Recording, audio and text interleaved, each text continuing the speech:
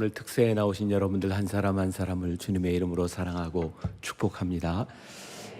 제가 처음부터 같이 여러분들과 이 자리에서 찬양하고 또 시간을 지내면서 제가 이 설교를 해야 되는가 그런 생각이 들어요. 제가 설교를 하면 은혜의 시간에 혹시 사족을 붙이는 것은 아닐까라는 생각도 들고 이미 여러분들이 찬양과 기도 가운데 충분한 은혜 가운데 있는 줄 믿습니다. 오늘도 제가 전하는 말씀이 여러분들의 특세의 주제처럼 우리들이 새롭게 헌신과 재부흥으로 나아가는데 정말 도움이 되었으면 좋겠다, 이런 마음을 가지고 말씀을 전하려고 합니다. 제가 오늘 말씀의 제목을 신앙의 기본기를 세우라 이렇게 잡았어요. 뭐라고요? 신앙의 기본기를 세우라. 2000년 교회 역사 가운데 늘 이 개혁, 부흥 이런 주제는 한 번도 끊임없이 계속되어 왔습니다. 그런데 참 신기하죠. 우리가 새롭게 부흥하고 개혁하자고 하는 모든 일들은 다시 신앙의 뿌리로 돌아가는 데 있습니다. 그래서 우리가 그런 얘기 참 많이 해요. 초대교회로 돌아가자.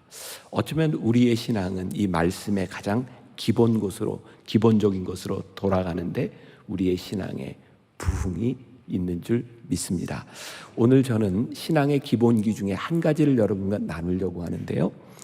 우리들이 어떤 마음으로 어떤 생각으로 우리의 신앙을 돌아볼까 하는 거예요. 여러분들 오늘 이거 한 가지만 기억하시면 되는데, 우리들에게 일어나는, 우리들의 인생에 일어나는 모든 일 가운데서 우리들이 그것을 사건 중심으로 볼 것이냐 아니면 과정 중심으로 볼 것이냐, 이 문제를 분명히 하면 좋겠어요. 제가 이제 설명하겠지만 사건 중심과 과정 중심이라는 게 있어요. 자, 여러분들에게 한번 물어봅시다. 여러분들은 지금 여러분들에게 일어나는 그 어떤 일인지 모르지만 지금 일어나는 그 일들을 다 이해할 수 있으세요? 안 그래요.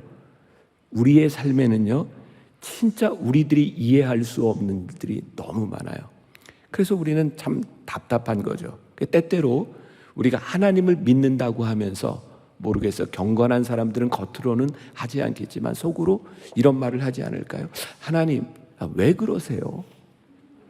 진짜 내가 뭐 나쁜 짓 하는 것도 아니고 내가 나쁜 마음을 가진 것도 아니고 내 삶에서 내가 최선을 다해 하나님 닮은 삶, 주님 닮은 삶 살아가고 싶은데 하나님 왜 그러세요? 정말 우리들의 삶에는 끊임없이 지금 이 순간에도 여러분들 가운데 많은 분들이 도대체 왜 이런 일들이 일어나는지 설명할 수 없는, 알 수 없는 분들이 참 많이 있죠. 근데 한 가지 중요한 게 있어요. 우리가 하나님의 선하심을 믿는다면 우리들이 이해하지 못하는 일들 가운데서도 하나님을 의지하고 하나님을 따라갈 수 있죠. 문제는 우리들이 하나님의 선하심을 믿는 그 믿음이 우리에게 있는가? 저도 미국에서 지금 공부하고 미국 교회를 가보면 흑인들이 모이는 교회 가면 참 저에게 인상적인 게 있었어요. 앞에서 누가 God is good 하면 회중들이 all the time God is good. 하나님의 선하심은 우리들이 이해하지 못하는 상황 가운데도 지금도 여전히 하나님은 선하십니다. 저는 이번 특세 기간에 여러분들에게 이런 믿음의 고백이 있기를 간절히 소원합니다. 제가 참 좋아하는 작가 중에 하나가 유진 피터슨이라는 사람이 있습니다. 그 사람이 쓴 책 중에 그 길을 걸으라라는 책이 있는데요, 굉장히 멋진 글이 있어요. 이런 글을 듣고도 감동이 안 되면 여러분들이 문제가 있는 사람이에요. 그 책에 보면 이런 글이 있어요. 천국을 향해 가는 사람들에게는 지금 가고 있는 그 길이 천국입니다. 정말 좋은 얘기인데, 네, 보세요. 천국을 향해 가고 있는 사람에게는요, 지금 그 길이 어떤 길인지 내가 이해하지 못하지만 그 길이 천국을 향해 가고 있는 거예요. 그러니까 결국 우리들의 신앙이 올바로 하나님 앞에 우리들이 그 길을 가고 있는가, 그것이 분명하다면 사건 중심, 오늘 우리들에게 무슨 일이 일어나고 있는가, 그것이 중요한 것이 아니라 하나님의 역사적인 관점에서 우리를 볼 수 있다는 거죠. 자, 오늘 말씀 가운데 제가 이제 말씀을 가지고 다 풀어가지 못하고 시간 되는 데까지 설교를 할 텐데, 오늘 예수님께서 베다니 나병 환자 시몬의 집에서 어떤 여인을 만나게 되죠. 오늘 본문에 보니까 그 여인이 향유 옥합을 깨뜨려서 예수님의 발 앞에 붓습니다. 오늘 말씀 가운데 그런 부분이 있어요. 어떤 사람이, 그리고 예수님이, 어떤 사람이 보이는 반응과 예수님이 보이는 반응이 다른 거예요. 참 신기하잖아요. 예수님과 함께 잔치자리에 참여하고 있는데 한 여인이 향유 옥합을 깨뜨린 그 여인의 행동이 어떤 사람이 보인 반응과 예수님의 반응이 다르다는 거예요.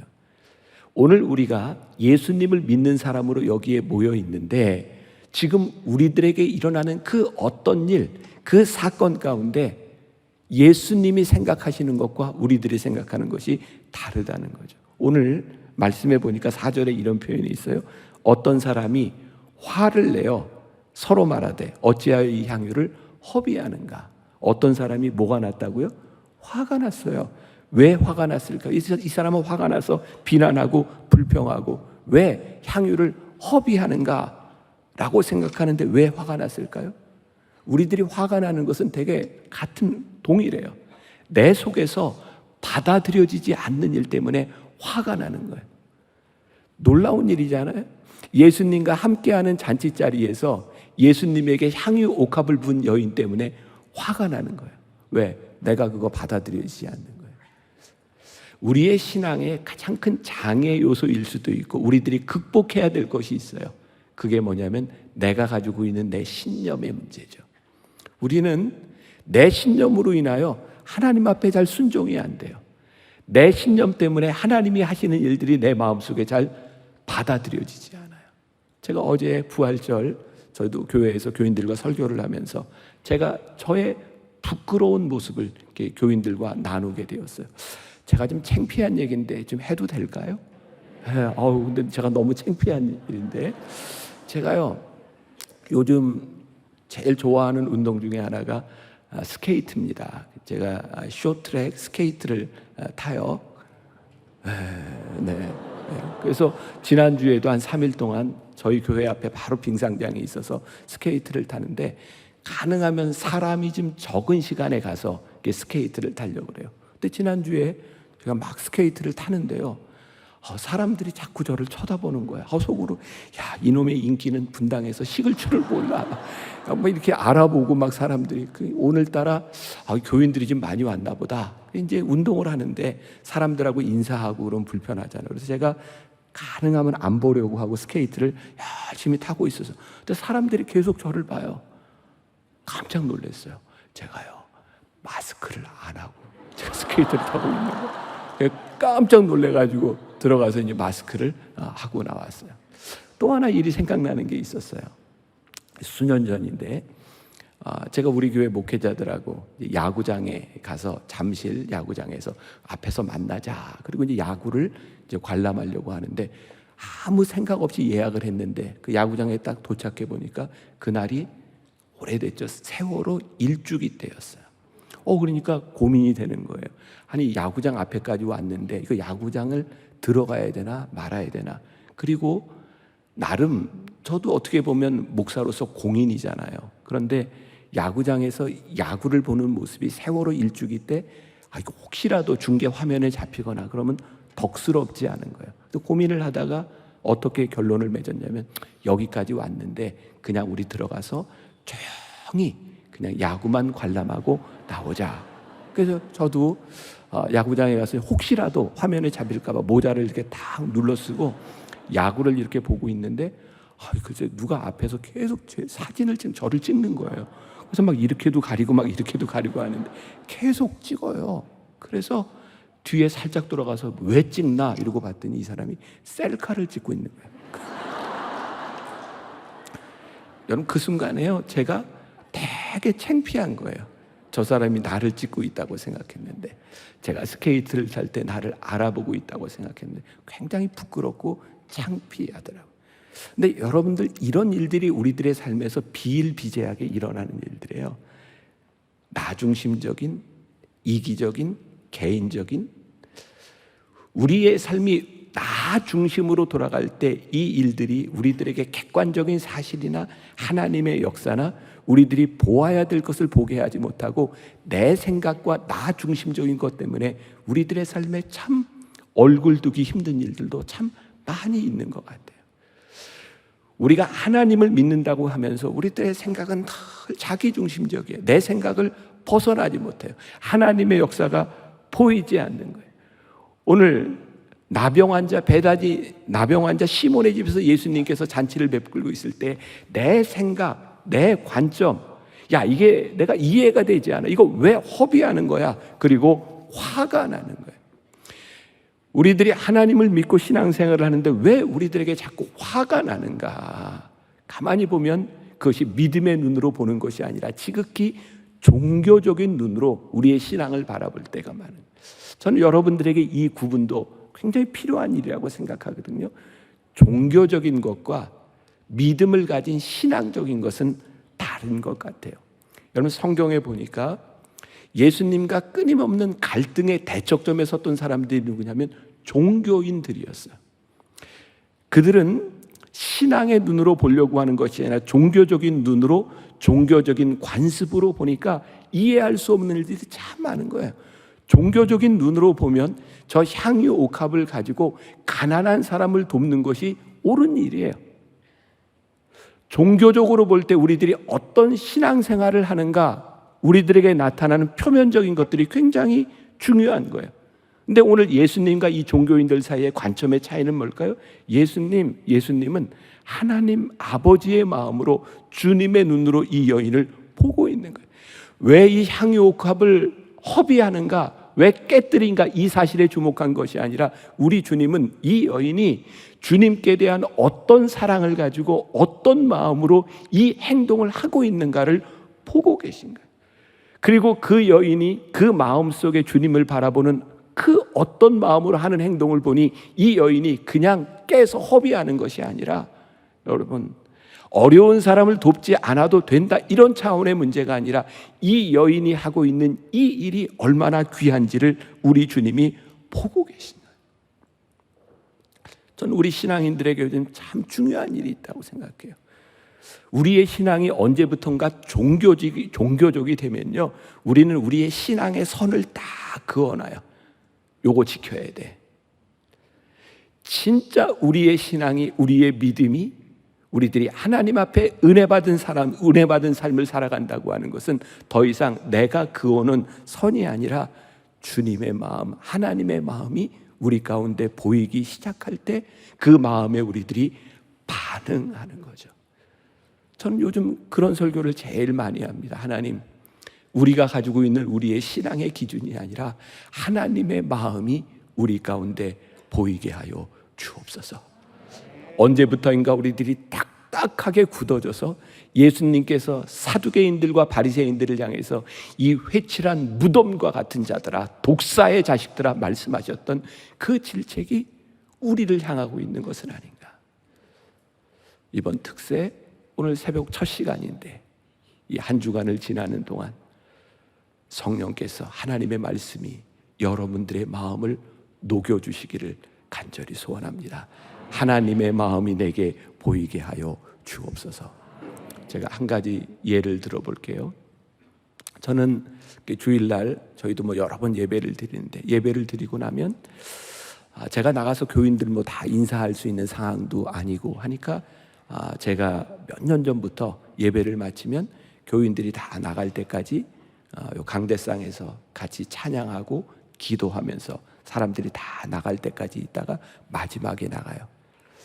어느 날이었는데 제가 이렇게 현관으로 걸어 나가는데 의자 맨 뒤에 어떤 청년이 저를 보고 이런 얘기를 하는 거예요.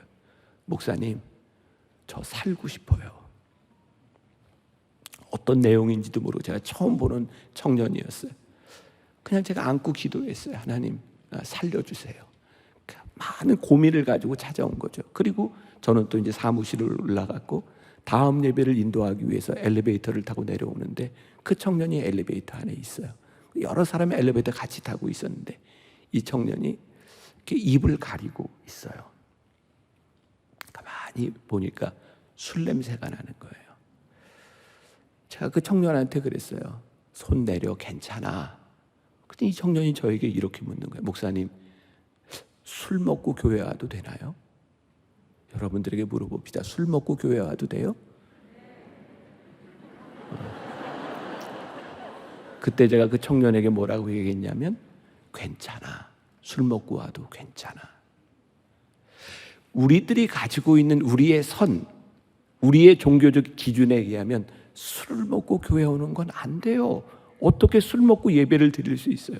그런데 그 청년이 어떤 상황이었는지 모르지만, 그 청년이 누구였는지 모르지만 저 살고 싶어요 하는 그 마음을 가진 그 청년이 술을 먹고 교회에 왔을 때 우리 하나님 아버지는 어떤 마음으로 그 청년을 대하실까? 우리 주님 같으면 괜찮아, 그리고 안아주셨을 것 같아요. 우리들이 종교적인 눈으로 보는가, 하나님 아버지의 마음으로 보는가라고 하는 것은 우리의 행동을 완전히 다르게 만드는 것이죠. 언제부터인가 우리들에게 하나님의 마음이 보이지 아니하고 내가 종교적인 내 선을 가지고 내 판단과 내 이념, 내가 가지고 있는 가치관을 가지고 살아간다면 언제부터인가 우리들에게 하나님의 모습이 보이지 않는 거예요. 예수님은 이 향유 옥합을 깨뜨린 여인이 어떤 마음으로 왜 지금 이 향유 옥합을 깨뜨리고 있는지 그 여인의 마음을 보기를 원하셨던 거죠. 가만히 생각해 보세요. 오늘 우리들에게 어떤 일이 일어나고 있는가, 그것이 내 기준이 아니라 하나님의 마음으로 우리들이 보기 시작한다면 우리들의 삶에 달라질 수 있는 새로운 일들이 얼마나 많이 있을까요? 저는 우리의 신앙의 지경, 우리의 신앙이 넓어지는 그 핵심이에요. 우리들이 하나님 아버지의 마음과 눈으로 우리들에게 일어나는 이 사건들을 볼 수 있느냐. 자, 오늘 본문 말씀 6절에 보니까 예수님께서 이렇게 말씀하세요. 가만두어라. 너희가 어찌하여 그를 괴롭게 하느냐. 그가 내게 좋은 일을 하였도다. 이 여인이 하는 일에 대하여 어떤 사람들은 화가 났는데 예수님이 지금 뭐라고 하세요? 가만두어라. 그 여인이 나에게 좋은 일을 하였도다. 우리들에게 하나님 아버지의 눈이, 하나님 아버지의 마음이 보이기 시작한다면, 지금 우리들에게 일어나는 일 가운데 어떤 사건, 그것이 우리를 일희일비하게 만드는 것이 아니라 우리를 구원하시는 구원의 십자가 과정 가운데서 오늘 우리들에게 일어나는 일을 볼 수 있다면 우리는 훨씬 더 다른 반응을 보일 수 있지 않을까. 저는 개인적으로 이 징검다리라는 말을 참 좋아합니다. 징검다리 건너보셨어요? 네. 돌이 있어요. 하나하나 밟고 지나. 생각해보면 이 돌 하나 아무것도 아닌 것 같은데요, 이 돌 하나 빠지면 건너갈 수 없는 게 징검다리예요.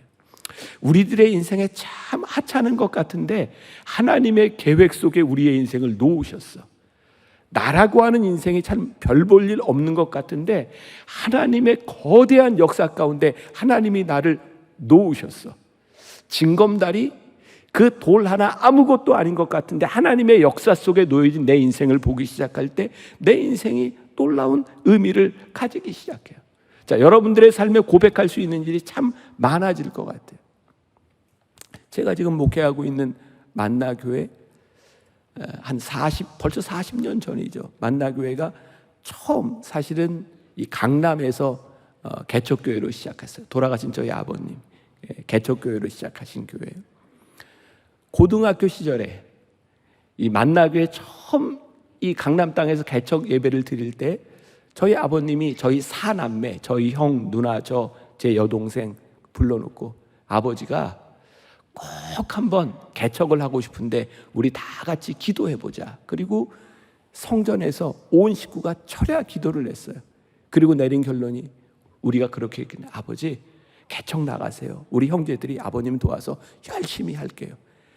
분명히 기도의 응답을 받고 시작한 개척교회라고 생각을 했는데 그 교회가 정말 빨리 부흥했어요.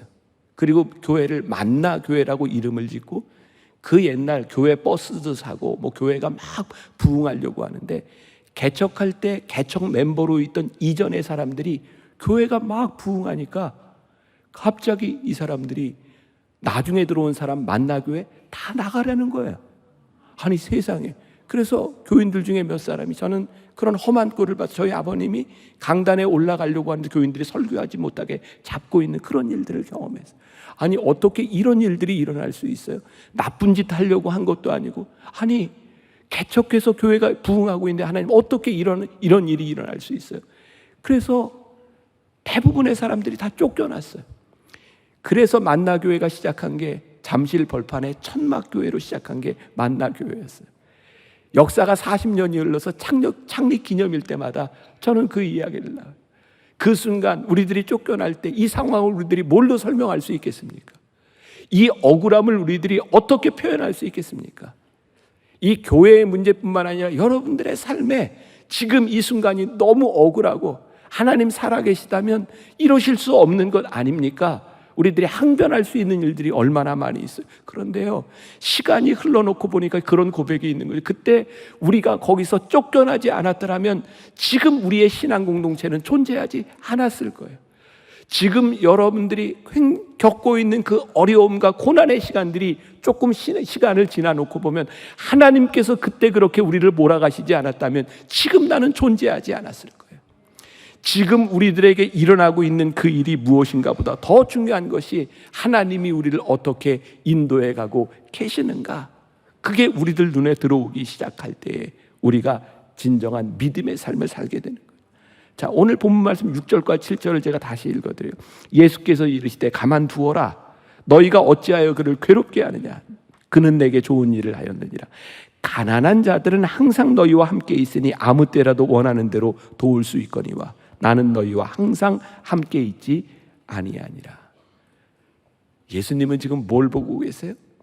지금 이것이 선인가 악인가에 대한 문제, 공의에 대한 문제를 넘어서 하나님이 이루시는 놀라운 십자가의 길을 이 여인이 예비하고 있는 것을 주님이 보게 하신 거예요. 여기는 되게 이제 조금 어리고 젊은 사람들이 올라와 있네요. 몇 사람 빼고, 네, 이렇게, 네. 우리 젊은이들, 아이들 제일 힘들어하는 것 중에 하나가 굉장히 신앙생활을 잘하는 것처럼 보이는 어른들의 모습 때문에 실망할 때가 많이 있어요. 어리고 젊은 사람들의 눈에 저분이 어쩌면 저렇게 위선적인가, 어쩌면 저렇게 독선적인가 라는 생각이 들 때가 많이 있어요. 여러분, 위선은 뭔지 아세요? 우리들이 신앙생활을 하는데 하나님 앞에서 우리들이 신앙생활을 올바로 해야 되는데 사람들 앞에서 내 신앙의 모습을 유지하려고 하죠. 그게 어떤 사람이었어요? 사두개인, 바리새인, 제사장들. 사람 앞에서 내 신앙을 보이려고 하는 것, 그것을 위선이라 그러죠. 위선. 독선은 뭔지 아세요? 하나님 앞에서 나는 신앙생활을 잘 하면 돼. 그래서 다른 사람 신경을 안 써요. 다른 사람이 상처를 받든 어쨌든 나는 이거 지키면 돼. 독선이에요. 우리들이 하나님 앞에서 신앙생활을 하는데 하나님 앞에서 하나님의 마음이 우리 가운데 없으면 우리의 신앙이 위선이 되든 독선이 되든 얼마나 이 일들이 무서운지 몰라요.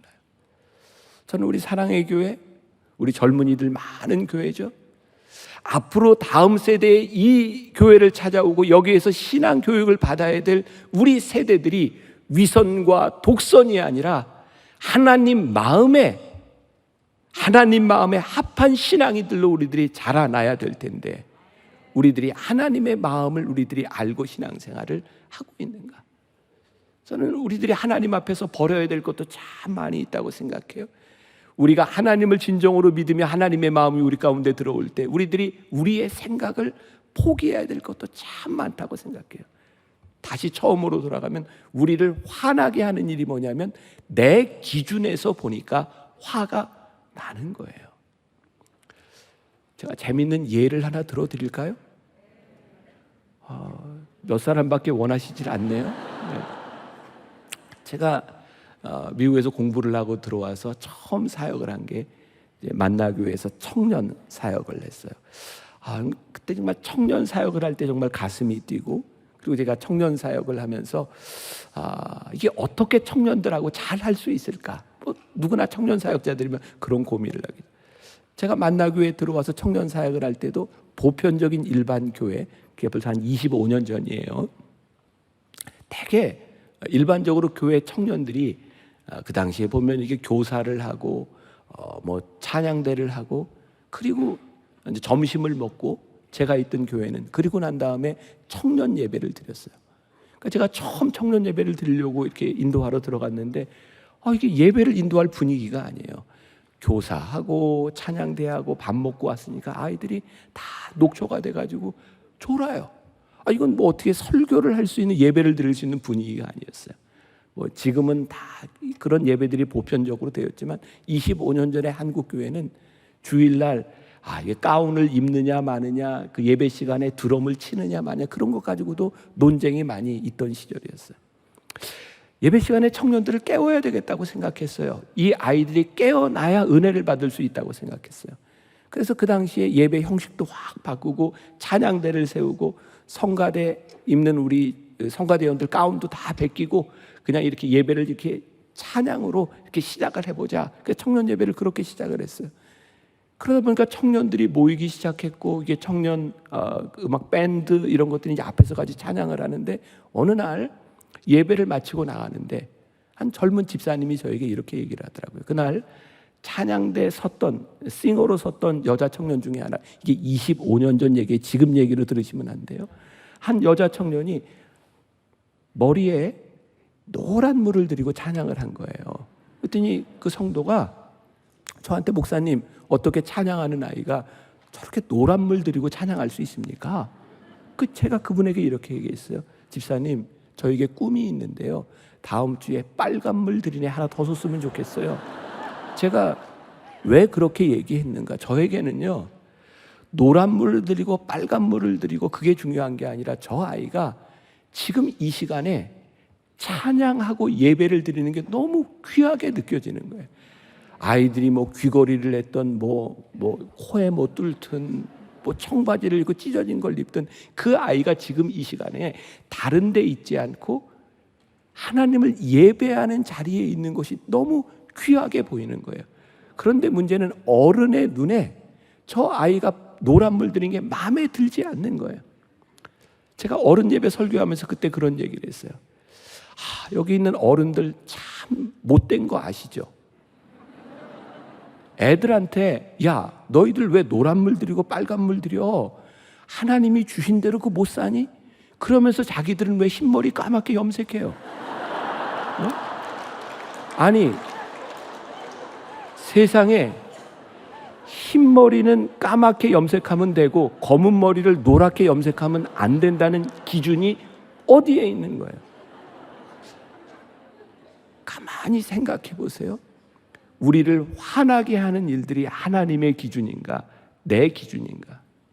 이 교회 안에서 일어나고 있는 많은 일들 가운데 하나님의 은혜를 가로막는 것이 하나님 마음 때문에 그러는가 아니면 내 기준과 내 생각 때문에 그런 일들이 일어나고 있는가? 지금 오늘 본문에 일어나고 있는 이 일들이 2000년 전 베다니 그 시몬의 집에서 일어났던 그 일이 그것만이 아니라 오늘 우리들의 삶에서도 동일하게 일어나는 일이라. 하나님, 우리의 마음이 하나님의 마음을 알게 하여 주옵시고 지금 우리들에게 일어난 그 어떤 사건들, 어떤 일들, 우리들을 화나게 하는 그 일들 가운데서 하나님의 마음이 우리 가운데 들어오게 하여 주옵소서. 여러분, 참 흥미로운 것 중에 하나는 우리들이 주님의 종입니다, 주님을 따라가는 사람입니다 라고 이야기를 하는데 우리는 주님보다 더 확실한 계획을 내가 가지고 있어. 그러니까 때로 예수님이 깜짝깜짝 놀라. 참 우리가 우리 계획을 너무 확실하게 갖고 있으면 우리의 삶의 주인이신 주님이 놀랄 수밖에 없는. 여러분, 우리들의 삶에 우리들이 불성실하라고 하는 이야기가 아니라 우리들이 성실하게 하나님 앞에 쓰임 받는다는 일은 내 계획 속에 나를 가두는 것이 아니라 내 삶의 성실함이 주님 손에 있습니다를 고백하는 것이 아니겠습니까? 주인이 너무 분명하게 자기 일을 하면 주인이 할 일이 없는 거예요. 우리들의 삶의 주권이 주님께 있음을 인정하기 시작할 때 주님께서 우리를 통해 일하시고 역사할 수 있는 것이 아닐까요? 종종 우리는 그런 표현에서 하나님, 제가 어떻게 해야 될지를 모르겠습니다. 그런 표현, 주님 내가 길을 잃었습니다. 근데 예수님이 우리들에게 이렇게 말씀하실 것 같아요. 아니, 나는 네가 어디 있는지 알아. 네가 길을 잃었다고 생각하지만 나는 내가 어디 있는지 알아. 주님께서 우리들의 삶의 계획을 놓지 아니하시는데 우리는 우리들이 할 수 없다고 생각할 때가 참 많이 있죠. 수능 때가 되면 아마 거의 모든 교회들이 수능 기도회를 하죠. 저희 이제 아들과 딸이 같은 해 수능을 봤어요. 저희 딸이 좀 많이 아팠고 장애가 있어서 아들하고 이제 같은 해 수능을 보게 되었는데요.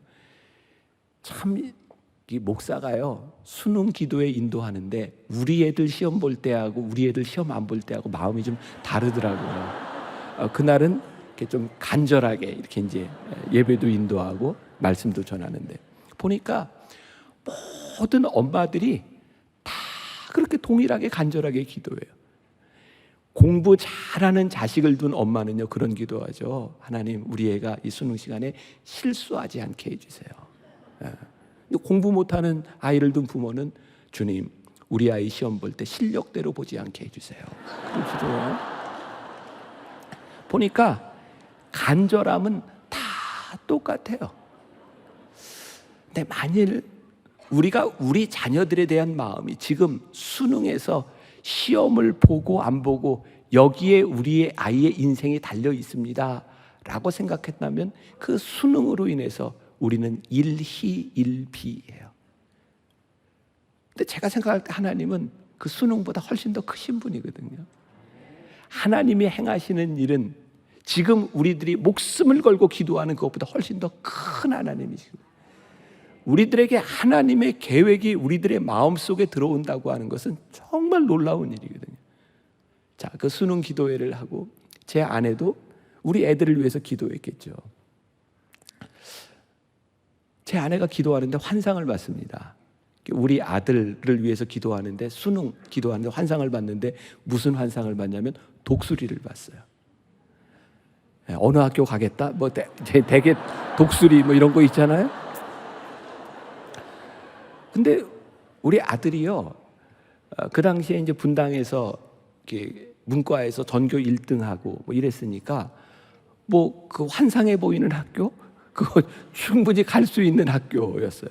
근데 수능 보는데 이놈이 정시로 가는데 이게 보니까 수능은 한 문제만 틀려도 이 등급이 이렇게 갈려가지고, 아니 분명히 우리 집 사람이 독수리를 봤는데 독수리에 떨어진 거예요. 아니, 이게 어떻게 이게 하나님 환상 보여주셨는데. 그래서 우리 아이가 지금은 이제 목사가 됐어요. 떨어지고 나서요, 제가 그냥 그렇게 얘기를 했어요. 야, 아들아, 또 대학 떨어졌는데 재수하는 것도 좋은데 아빠가 이렇게 목회를 하면서 이렇게 영어를 조금 잘했으면 좋겠다 생각할 때가 많았는데 너 미국으로 가면 어떻겠니? 그래서 그냥 바로 SAT 보고 토플 시험 봤는데 점수가 좀 잘 나왔어요. 그래서 4년 장학금을 받고 이제 시카고로 갔는데 거기서 1년을 공부하는 동안 자기가 원하는 좀 좋은 학교를 가고 싶었어요. 다시 시험을 보고 이제 어플라이를 해서 갔어요. 제가 우리 아들 졸업식 때요, 처음으로 이제 아이 학교에 가봤어요. 우리 집사람하고 저 깜짝 놀랐어요. 그 미국 학교의 문장이 독수리예요. 우리 집사람이 봤던 독수리가 한국 독수리가 아니라 미국 독수리를 봤어요. 누군가는 이게 우연이라고 생각할지 모르지만 하나님께서 우리를 이끌어 가시는 그 일들에 우리들의 판단을 가지고 생각할 때가 참 많이 있다는 거예요. 그때 제 아내하고 저는 이렇게 쫙 전율 같은 게, 우리가 몰랐구나. 우리의 인생에는요, 우리가 이해하지 못하는, 우리가 모르는 일들이 참 많습니다. 근데 우리는 어떤 고백을 해요? 그 일 가운데 하나님의 인도하심이 있습니다. 하나님의 선하심이 있습니다. 제가 굉장히 좋아하는, 개인적으로 제일 좋아하는 말씀 가운데 하나가 롬8 28이에요. 아세요? 롬8 28, 로마서 8장 28절. 우리가 알거니와 하나님을 사랑하는 자, 곧 그의 뜻대로 부르심을 입은 자들에게는 모든 것이 합력하여 선을 이루느니라. 보세요. 모든 사람들이 이 여인이 하고 있는 이 일을 낭비라고 생각할 때 주님은 아니다 라고 말씀하세요. 지금 여러분들의 삶에 일어나고 있는 그 어떤 사건 가운데 하나님 왜 그러세요? 라고 우리들이 항변할 때 주님은 나는 이 모든 것을 합력하여 선을 이루고 있느니라 라고 말씀하세요. 하나님은 여러분들의 삶에 실수가 없으신 하나님이에요. 여러분들의 인생에 하나님의 뜻이 있음을 분명히 선포하고 계신 하나님이세요. 오늘 이 새벽에 특세를 함께하고 있는 여러분들의 삶 가운데 합력하여 선을 이루시는 하나님의 손길이 여러분들에게 보이기를 간절히 소원합니다. 제가 개인적으로 좋아하는 찬양이 있어요. 하나님 한 번도 나를 실망시킨 적 없으시고 언제나 공평과 은혜로 나를 지키셨네. 우리 한 번 더. 하나님 한 번 더. 하나님 한 번도 나를 실망시킨 적 없으시고 언제나 공평과 은혜로 나를 지키셨네. 오 신실하신 주, 오 신실하신 주, 오 신실하신 주, 내 너를 떠나지도 않으리라, 내 너를 버리지도 않으리라. 약속하셨던 주님, 그 약속을 지키사